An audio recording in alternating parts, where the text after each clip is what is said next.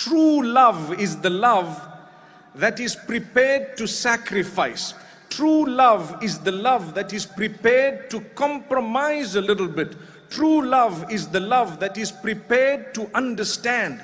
True love is the love that is prepared to communicate. True love is the love that is prepared to sacrifice for the broader good. That is genuine love. Today people pass on a statement, I love you.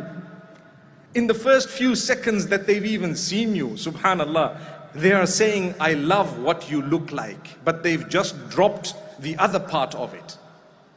Okay? And it's not only about what you look like. Are they prepared and are you prepared to sacrifice? For indeed, love can be very painful as well. Are you prepared to endure a little bit of the pain in order to see that humanity continues in a way that will be filled with growth rather than with negativity? People get married today. They don't even know why they are getting married. For them, I need to enjoy the rest of my life. Subhanallah. You know, I'm here in the Maldives without my spouse. Someone commented when I posted that I was in the Maldives, menk is on honeymoon. I don't know if you saw that. I said I'm on the moon without my honey. Subhanallah.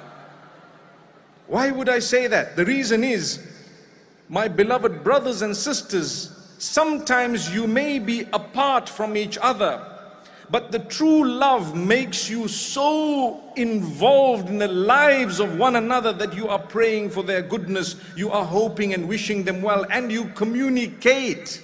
Thanks to the technological advancement that has made that so easy, you communicate on a regular basis just to find out how was your day, what happened, is everything okay, and ask about the family members. If you have children, ask about them, perhaps talk to them, etc. We are guilty of not sacrificing even that much.